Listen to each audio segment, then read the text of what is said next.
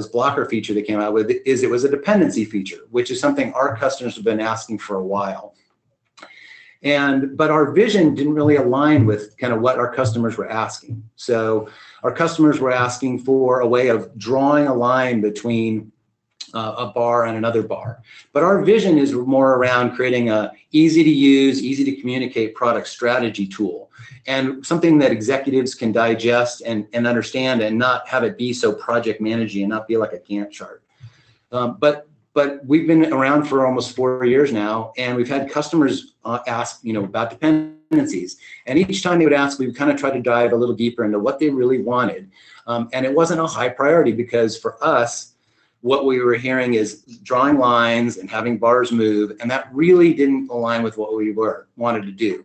But as we dove a little deeper with those customer questions, we started understanding that what the problem was is they were just trying to communicate that this item can't, has some things that are associated with it that are called dependencies that cause it to either be scheduled in a certain way or that has impact on the items that I'm working on. So it's a way of communicating that.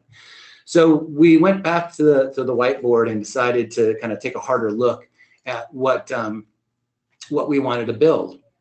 And so we looked at some alternatives of how we could represent this visually for our customers so that they could communicate that. Because again, it's important as part of our product vision that we had something visually to display for this.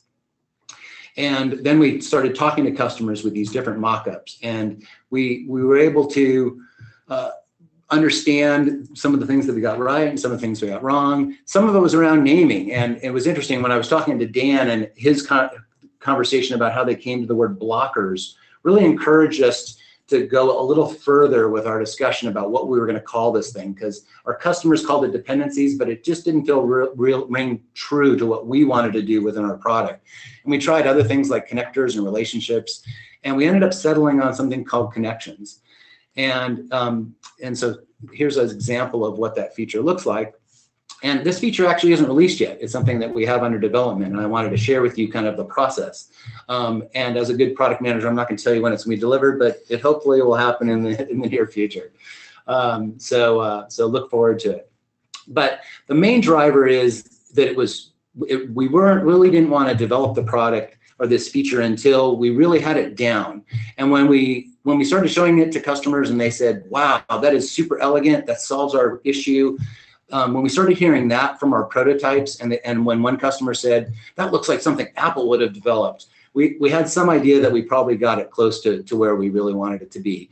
And so while we didn't develop it right off the bat when we had a lot of people asking for it, it really slipped down our list because we just didn't really understand how we could do it and have it fit with our product vision. I think we've ended up with something that will really help our customers long term. So in summarizing kind of what I think is valuable with balancing all of those different pieces with your customer requests and your executives, I think these are the things that you should be thinking about. First of all, have an open mind. So I think that's a really valuable thing. So, we kept hearing the same thing, but we weren't necessarily willing to dive in immediately until we knew that we had it right. So I think that's the second thing, which is make sure you're happy about what you're delivering and that it kind of fits with your gut and with what your alignment is for your product vision. I don't think your product should be a democracy. So I don't think you should be just letting all your votes come in and you have to do everything. I think you really have to concentrate on a product market fit for your product and what's really aligned with your product vision and how you want to move your product forward. I think having forethought around where you're going is also really important, because you don't want to add a feature that you're going to have to maintain over time that becomes just tech debt for you that you have to keep around forever because you met some customer's need. So make sure that as you're designing it and building it, that it has a long-term future for what you're doing. And I think for us with that connections feature, we have some other ideas on how we can use it in other ways that really will give us some advantage. So I think we structured it in a way and we talked about it in a certain way that it will really help us going forward in other areas as well. And then lastly, I think it's really important to be able to say no to customers. And so like customers wanted us to draw a line and move those bars. And I don't think we're going to be doing the move part. And the reason why is because let's say you have this connection between one bar on one roadmap and one bar on another, and they're controlled by two different people. And suddenly that person moves something and suddenly something on your roadmap moves. And you didn't even really know why or what. And so we just don't really feel like that's the appropriate behavior. We think that you should maybe learn that this thing has moved, or have some other way of visualizing it, which I think we'll work on in the future. We have some ideas for that will really lend itself to that, but rather than having it a fixed move. So I think that saying no part is a really important thing. And I think you can say soft nose, and I think you can say hard nose. And hard nose are important so your customers can decide if it's the right product for them, because it may not be the right product for them. You have a certain market that you want to attack, and you can't necessarily attack everyone. So with that, hopefully that gives you some idea of how to approach that balance between customers and strategy and vision. And I'll send it back to Andre. Thank you. Thanks so much, Greg. So now that what was fascinating to me, it seems like everybody wants dependencies. That's kind of odd. But now that you hopefully know how to mesh the request with the vision, and hopefully Greg helped you and give you some tips how then to decide what to build. Next up is Kevin from Notion, and he will tell you how to use metrics to align product strategy against those feature requests. Kevin, please take it away. Great. Thanks, Andre. And thanks, Dan and Greg. I think you guys both did a great job of kind of setting the stage of some real live examples from building out your products. And I was watching the questions come in during that, and saw questions that people were asking around how do we measure this? How do we find patterns that kind of led to those decisions? Which are great questions that everyone should be asking. How do you identify patterns within the feedback you're getting? And B, those are great questions because that's what I'm about to talk about. So this hopefully rounds out nicely for everybody. But like everyone else, let's start with a quick poll. So what are the biggest challenges you face when evaluation of a feature request? This only pick one. There might be multiple things here that you come against, but really we're looking for just kind of what is the biggest challenge? Is it where does it fit in the roadmap? How much is it going to cost to build? How does it align with our current vision? How many customers want this? And then is it more important than what we're already building? So I'm sure those are all common things that everyone is facing. So we'll get a couple more answers in here. Cool. So yeah, the biggest one there is this more important than what we're already building? I didn't really have any expectations as to how people were going to answer this, so I find that interesting. But I think what is really interesting to me is kind of an even spread amongst the rest here. And I asked this question to really, as a comfort factor for everyone here to know that you're not alone. Everyone faces these same problems. There's not some big secret that we all know and we just haven't told you about yet. These are challenges that everyone's facing. But so I'm hoping to give you a couple tips and tricks to use metrics and data to be able to track and help face these challenges. Next slide. Cool. So yeah, to kind of set the stage here, I want to explain a little framework we use here at Notion when we're dealing with feature requests. So whenever a feature request comes in, you need to evaluate it. You have to be aware of the 6 different versions of your product. And what that means are, there's the version that your customer bought. There's the version that you just shipped. Now, technically, those might be the exact same thing, depending on where in the life cycle the product is and the customer bought it. But if you're, most software development companies these days are shipping every couple of weeks, every couple of months. These windows might be pretty close and expand as you go. Then there's the version you're working on next, right? The day you ship, maybe you have a party, but next day, that afternoon, you're already starting on what's next. And then you have your long-term vision, right? So you have your roadmap, whether it's a 3, 6, 12-month, or if it's a 1, 3, 5 year. You have some visibility into where you want this to go. But then there's also the customer's long-term vision, right? Like, what is their desire for your product? Where do they think it's going to go? And you obviously want that gap between those two visions to be as narrow as possible, so that there's the proper alignment. That means you're setting the correct stage. But then you run the risk, next slide, Andre, of, when a feature request does come in, of trying to decide where does that fit, right? Like, what version of the product are they actually talking about? Is this feature request the result of a bug that maybe something that we just shipped, or maybe it's a feature that no one really thought about until we introduced some new ability to do a feature. And is that going to take us off course, or does it kind of align with what we're doing? So I'm going to walk through a couple examples of metrics that you can be tracking that will help you kind of answer that question of, where does this feature request really fit? How can we evaluate it internally, even if it's just on the product team itself, before you take it to the executives, before you for buy off to start building it, before you take it to the dev team to give them full explanation or understanding as to why we're going to build this next, if it's making a change to your roadmap or not. So next slide. So yeah, if you're kind of looking at that gap between the version your customer bought and the version you just shipped, the question you're kind of asking yourself is, did we build the right thing? And so when a feature request comes in, you're kind of always nervous, like, oh shoot, like we just shipped X, but now they're already asking for Y.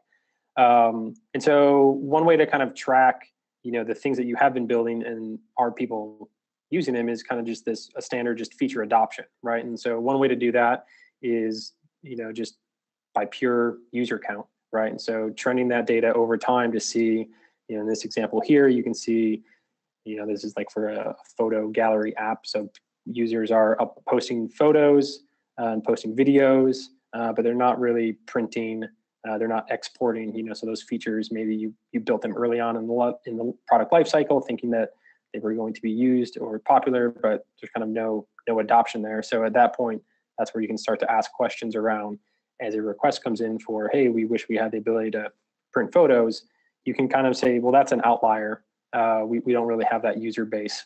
And so you can kind of instantly bucket that. And so going back to the framework Greg had, that's a sticky note that's going to go pretty low on the whiteboard because you just don't have the current user base for it. Another way to look at feature adoption, I have the formula down there in the right corner. You can look at, sorry, Andre, go back. Cool. You can look at feature adoption as like a percentage of your user base, right? So take the number of users who did a feature or are using a feature, completed an action, whatever it might be, and then just divide that by the total number of users you have. And so typically you're going to want to set baselines for that. Then, like maybe we want 25%, 50%, 100% of all of our users doing a certain action or using a certain feature, and that will help you again to kind of weigh as a feature request comes in based on something that you've already shipped. If it's like an update to it, you'll be able to start evaluate it by saying, well, only 30% of our users are interested in this area of the product, and we only want to build things for features that 75% of the more customers are adopting. So those are some good metrics you can track there. Okay, now next. And so the other question is then, are we building the right thing next, right? So I saw a couple questions come in of just like, how do you look for patterns in your feature requests, right? And those patterns will help you start to identify the next things that you should be building. And so one way we do this here is we track feature requests. We use Intercom to collect the data. That's where the majority of our feature requests come through. We do get some through email and customer conversations as well, but we tag those, right? All those conversations can be tagged in Intercom. And then actually in Notion, our tool, we can pull those tags in. And so you get charts like this, where you can see those feature requests trended over time, right? So how many people are asking for a specific feature?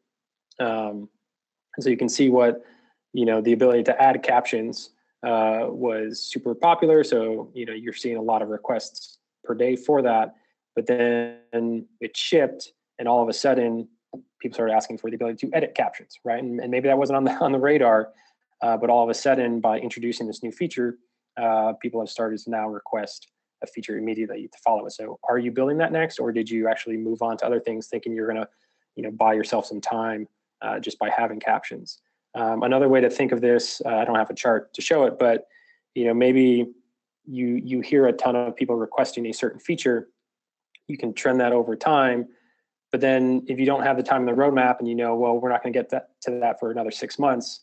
In 6 months, when it's time to build that, go back to this chart and see, are people still asking for it, right? It's very possible that it was like a hot topic item 6 months ago, but other features that you have released have since alleviated that need for that other feature. And now building it at that moment in time could be the wrong thing to build because no one's asking for it anymore.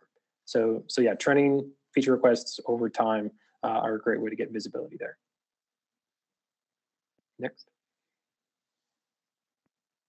And then, does it align with your vision, right? And what is the cost? Another popular question that's been popping up during the previous talks here is, how do we really decide if we're going to build this? What's it going to cost, right? And so those are questions like, what's not just the cost to build, but what's the cost to maintain it? And also, how does it affect our MRR, right? Is this something we really should be building? Is this a large customer who is asking for one bespoken feature that only they are going to be able to use, or is this something that we can build out and all of our customers are going to build, so we know that we have that ability to grow revenue as a result of this feature being released, or is only one customer going to do it?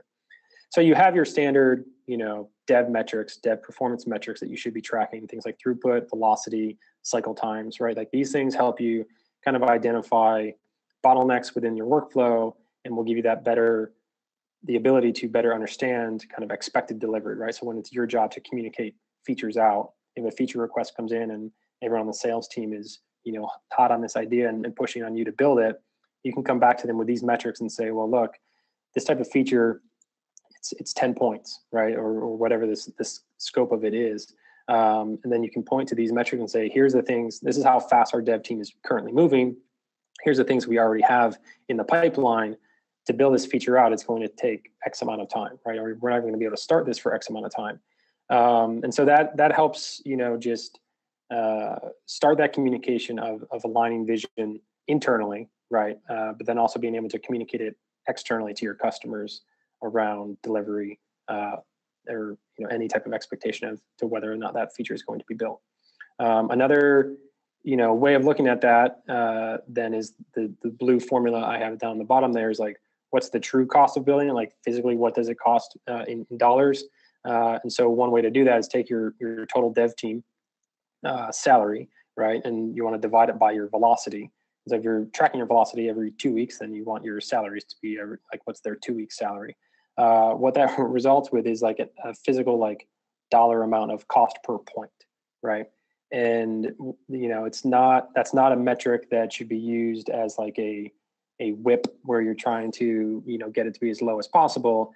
It should really just be about just pure transparency and decision making around, it's going to cost us X amount just to physically build this thing.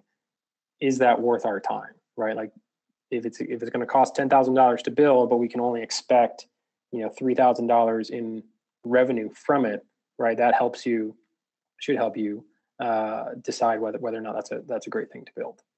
So these are a couple metrics you can do to kind of help kind of align those visions. Just to bring this back up so everyone can see it one final time. As your feature requests come in, right, by tracking metrics related to these different versions of your product, it's very important to your kind of build, measure, learn cycle. And so as you are building new things, you always want to be setting goals, setting targets for those features as they release, always going back to those benchmarks, paying attention to your roadmap, paying attention to how long it's taking to build things, so that as these feature requests come in, you have a better sense of where does it really fit into your roadmap, and is it something we're going to address soon or not? Thanks. Back to you, Andre. Right on. Thanks so much, Kevin. I'm a big believer in having all of your decisions guided by data. So I think those were some awesome recommendations. Thanks so much. So we arrived, in my opinion, at the most interesting part of a webinar. That's the time when you can grill the speakers and submit your questions. I saw lots and lots of questions coming in. Thank you so much. Please continue to submit questions. I made sure that all the speakers do not need to go back to work after this webinar, and they have all afternoon to answer all your questions coming in. So please continue to put questions then, and we're trying to go through as many as possible. So that's your chance to chime in. All right, so the first question, Dan, I think this one is a good one for you. The question is, how do you prioritize features and how do you assign points? Thank you, Andre. The eternal good question, always. It sort of covers the entire spectrum in a sense, but I think we talked in this webinar, we talked a little about, I know Greg focused a lot on, putting some practices into play that help you make, reasonably objective decisions as far as which features or which problems to solve. And, there are many tools for that.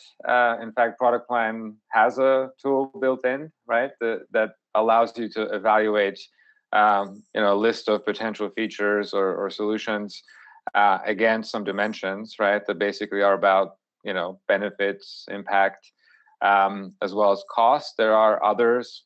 Intercom has a model that they promote. It's called the RICE model, which is a bit more biased toward finding the smallest sort of incremental wins as far as your problems go or the feature requests. So there's many ways, right? You have to have a method. You have to try to make it as objective as possible, but you have to consider all of the inputs, right? Like, who is this for? If your executives are breathing down your neck, then obviously that's a dimension to consider. And I would just, include that in the process and say, okay, how many executives are asking for this, right? That's one dimension to consider. How many customers are asking for this? That's another dimension, right? How much does this align with our vision? Is this going to increase revenue? So there's always multiple things to consider, and it's hard to do this, by yourself as a product manager. So you have to try and include all of the people that are, going to be stakeholders in some regard, right? And communicate around why you made those decisions. Then as far as estimation, this happens more, I think there's multiple levels of estimation. There's typically sort of a high level guess as to how big a feature is. T-shirt sizes are commonly used for this. We tend to look at things in terms of, pair weeks, pairs, because at Pivotal, everybody pairs programs. So we always count developers in pairs, right? So we say this is roughly a 12 pair week initiative, right? It's just a guess, the reality will be probably longer or larger. It always is, but at least it gives you some relative sense to compare. And that's all you can do at the level of roadmap planning. And then once you get into the tactical mode where you're breaking down a feature into small stories, right? That's when you're estimating in actual points as a team to uncover different assumptions, to get everybody on the same page, right? And to try and keep your granularity, super high. So small stories, right? That's where estimation comes in later. Thanks, Dan. Greg, I think the next one is a good one for you. You touched a little about this in your presentation. Can you address the strategic importance of saying no? Well, who are you saying no to, an executive or a customer?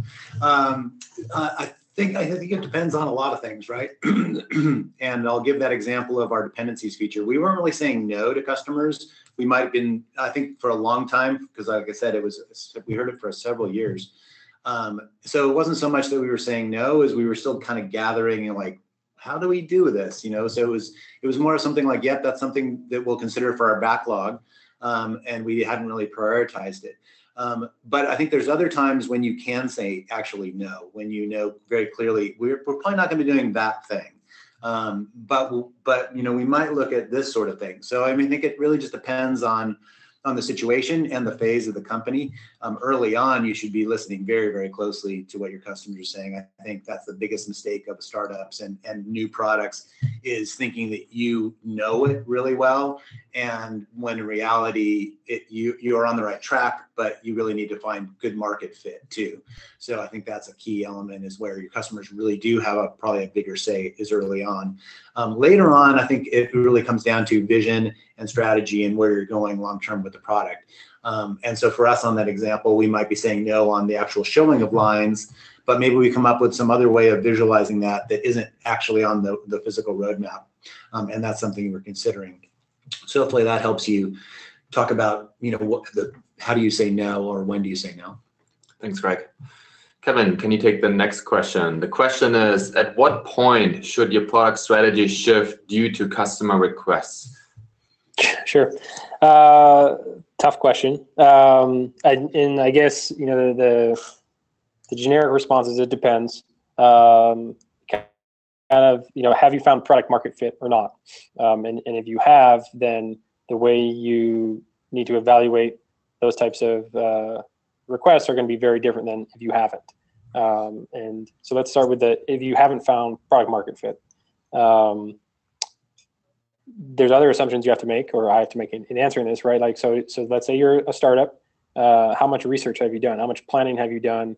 Or how tied to the vision of your initial product do you have, right? And if you think that we're going to set out and build X, and we have it all scoped out, and we've talked with enough potential customers, and they've identified this as a real problem solution, then how true do you want to stay to that? And if you're going to get, because you're always going to get feature requests that will kind of direct you the other way.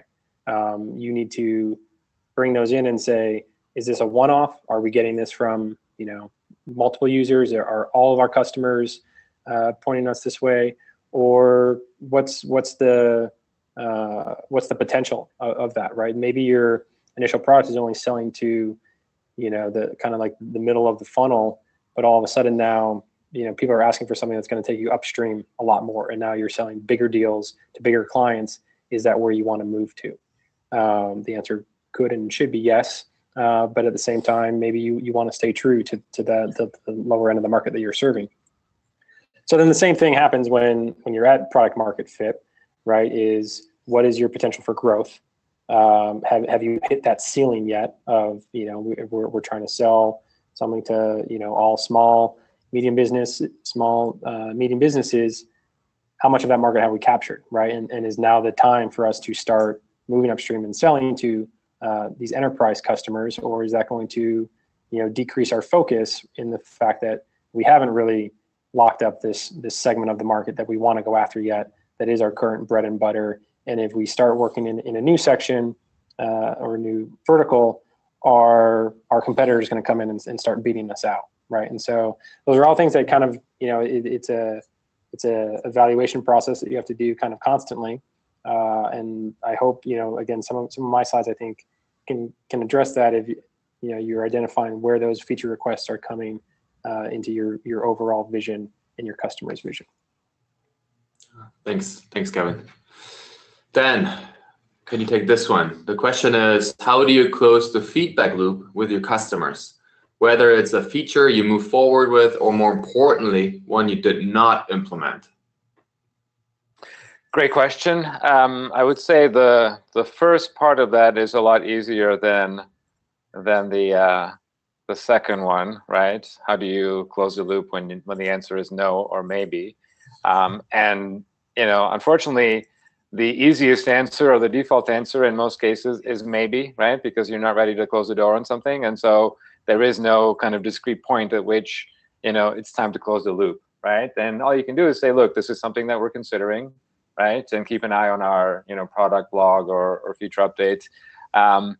The yes part of it, closing the loop for features that you have actually implemented, that obviously requires that you've sort of kept track of all of the requests, all the customers who have asked for a certain thing, or have requests, or have shared that they have a certain problem.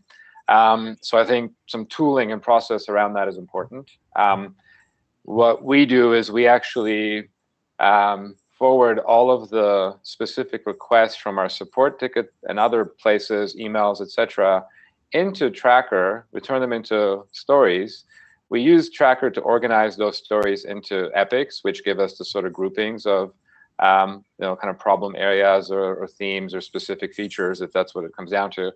And so when we actually release something, our support team, as part of kind of the normal process, will go through every single request that was tied to that feature, and also just grouping or tagging in your support system, your ticket system is a good way to do this, right? But we actually go through every single request that was for that feature or for that problem, and we follow up. And usually the customers really appreciate that we took the time to say, hey, by the way, we just want to let you know that we've implemented this. And that's obviously on top of or beyond the normal kind of feature rollout communication, blog post, Twitter, etc. For the no's, to the extent that we've kind of made a decision on not implementing something, we at least make it part of the ongoing kind of response to that feature going forward, right? So we give some rationale, and people usually appreciate that. But we haven't been that great at following up on all the people who requested in the past when we make that decision to say no. So I think that's something we could all do better with. Yeah, good advice, Dan. I think communication is important and transparency is key. Thank you. Greg, the next one is probably a good one for you. This question is around vision. Vision is a vague word. Can you discuss the anatomy of product vision to clarify how to apply this term? Yeah. Well, I mean, I think vision is something that changes over time. It shouldn't change like a lot, but I think it is something that you need to go back to and make sure that you're clear on.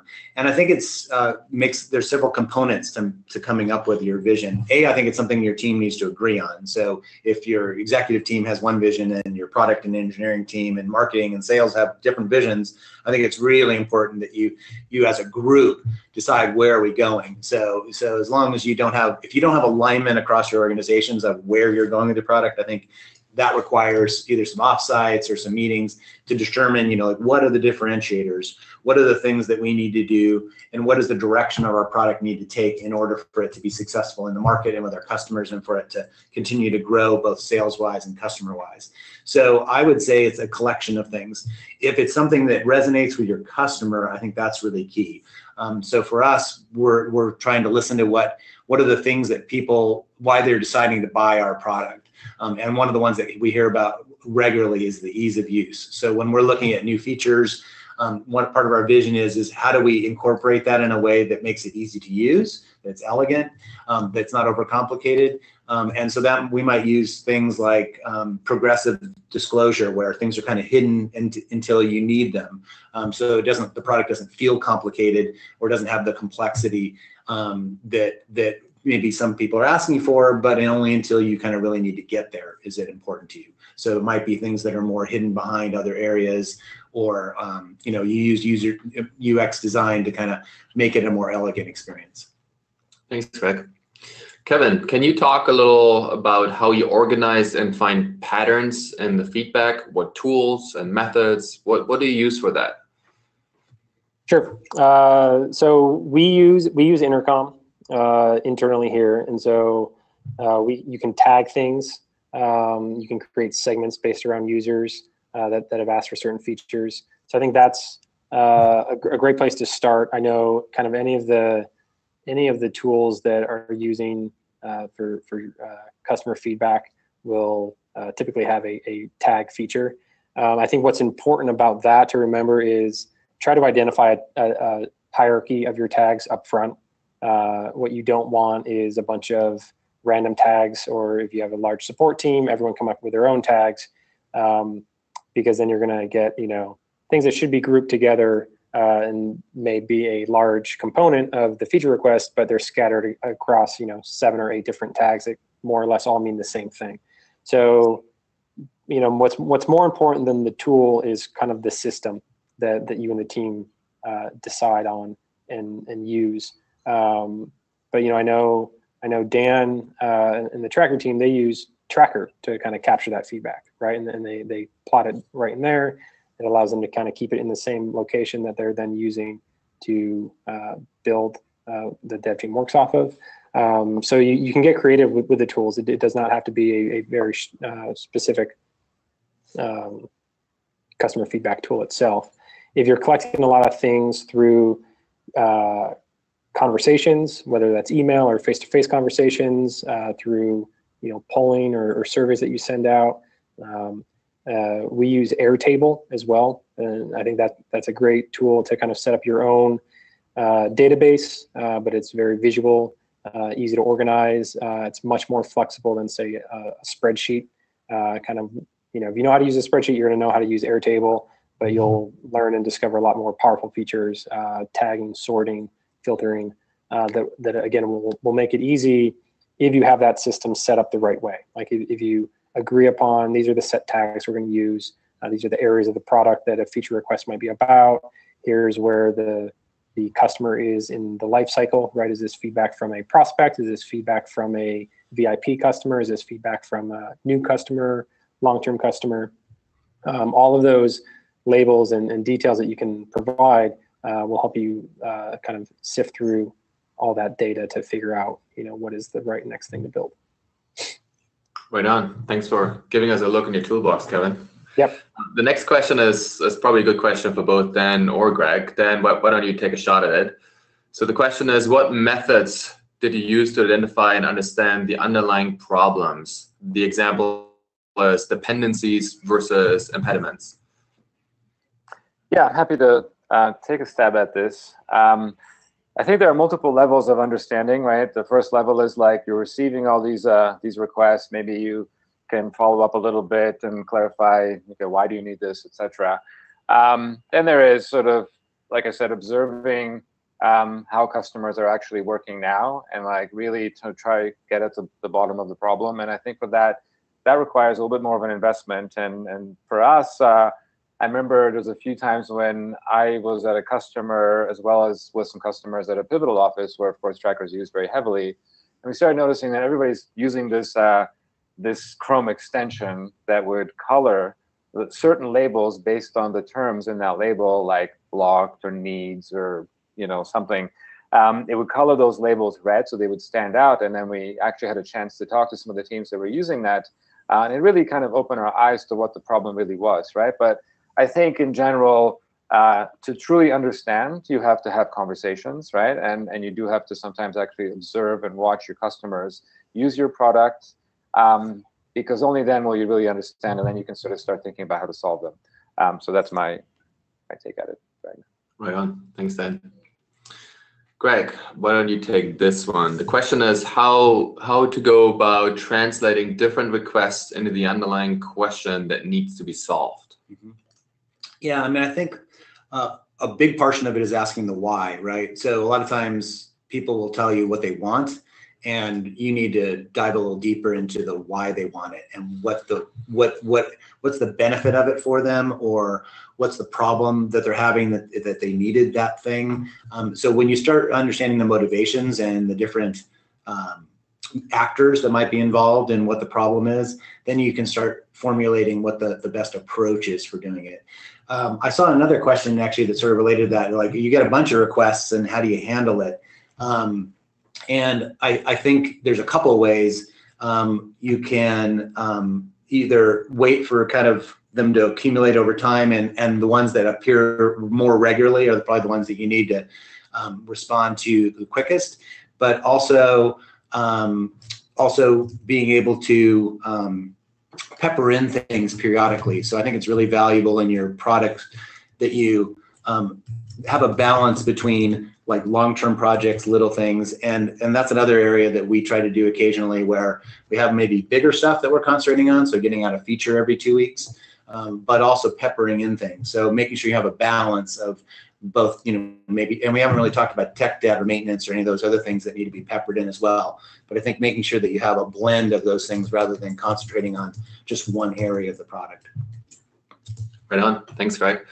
And now we are over the top of the hour. I see a few people dropping out, and we're cutting into lunch hour on the West Coast. So why don't we do this as the last question? Kevin, you have the honor to answer this last question. The question is, how do you tie internal tools to revenue? Or what metrics to use outside of revenue if it's not possible to make that link? Okay. How do you tie internal tools to revenue? I mean, I guess if you're, are we talking about using a tool and the benefit that it has for your overall revenue? I think, do you have insight there, Andre? I mean, it's up to our interpretation. Okay. So, I mean, my guess is different tools available to product managers, how they track revenue. For example, we are product plan use Recurly in order for billing, and then now there is some intricacies in order to tie all those different tools together. And sometimes it can be a bit hard, in my opinion, to always report easily on revenue. Being a marketer, that's actually a problem that I personally have. And at the end of the day, everything should be determined by revenue. But I totally understand and relate to this question. It's not always easy. And so what's your opinion about making connections among different tools and making data easily accessible to people for then product managers to make good decisions. That's how I would interpret that question. I would actually, just to jump in briefly, I might actually interpret it differently, and perhaps we can answer both interpretations, where the other interpretation is if you're product managing a tool that's internal to an organization, right, where you're not actually generating revenue, but you need to quantify the value and tie that to some of these decisions around investments and prioritization decisions, right? That's a different problem, but that may be what the person is asking. Got it. Yeah, Good I think that makes sense. Let's go with that first.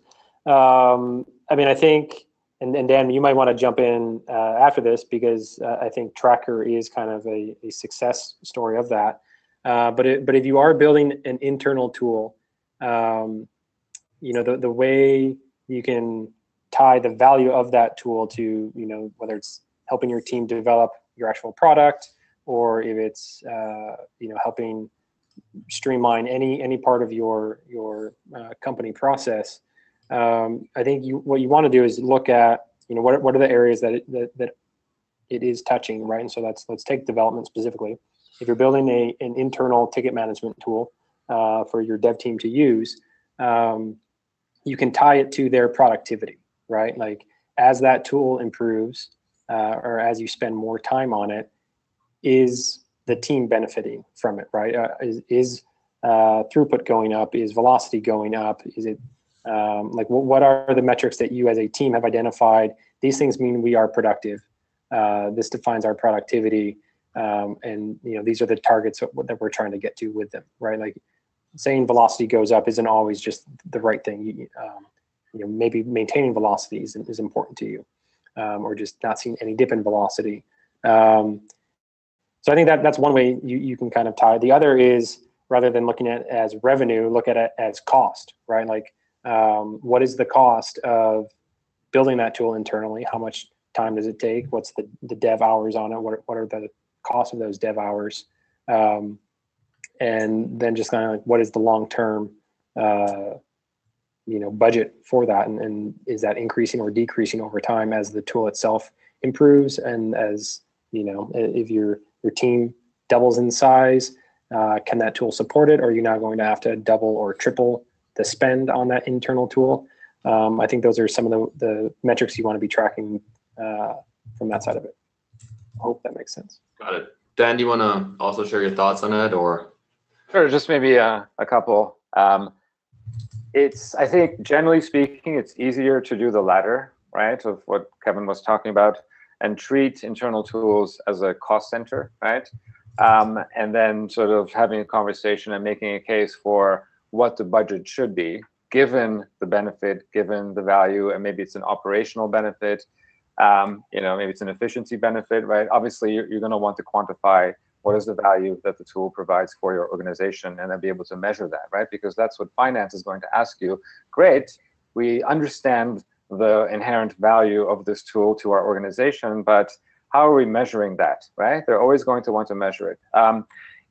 It tends to be difficult to quantify internal tools in dollars, because finance is not going to have it, right? There's no place in an accounting system to put a dollar value in something that doesn't actually bring revenue, unless you can make the case and you can actually say, look, we are getting more customers because of the presence of this tool, and come up with some sort of an attachment model that says, here's how many new customers to whom this internal tool was indirectly a factor, right? But you have to come up with a model, right? And then be able to kind of back it up with some measurement, some evidence that you know, that value continues to be provided. And having a fixed budget, like once you sort of agree on what the, you know, what is the perceived or real value to your organization, you know, based on that, you feel a budget or a need, sort of a steady state need of this many developers, a product manager, et cetera, is what's required to do a good job of it, right? And you have to sell that to the finance, obviously. But once you've agreed, then that becomes kind of the constraint that you have to work within as a product manager, right? This is the resources that we have, this is the budget, and so we have to prioritize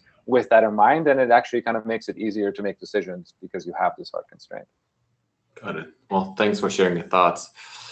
All right, we went a little bit over. I appreciate that everybody was staying on and participated so lively. We got several hundred questions. Thank you so much. Of course, we weren't able to go through all of them, but I hope we picked some good ones. And I would encourage you to also go to our free public Slack account, theproductstack.com, and put those questions in there and help each other. And maybe some other product managers can answer the question if we were not able to answer them today. So just go to theproductstack.com and sign up for free. And then we also try to pick a few more questions and put a blog post out early next week. All the three companies, Notion, Pivotal Tracker, and Product Plan, we have a blog. If you haven't checked it out, I would highly recommend checking it out. And you will probably see some of those questions that you asked today being answered on our blog.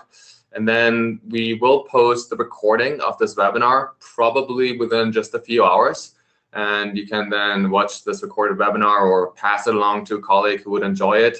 Everybody who signed up and everybody who attended will get an email tomorrow with the link to the recording. And again, I really appreciate that several hundreds of people attended live today. And I very much appreciate all the questions that everybody shared and asked. And most of all, thank you to the three speakers, Dan, Kevin,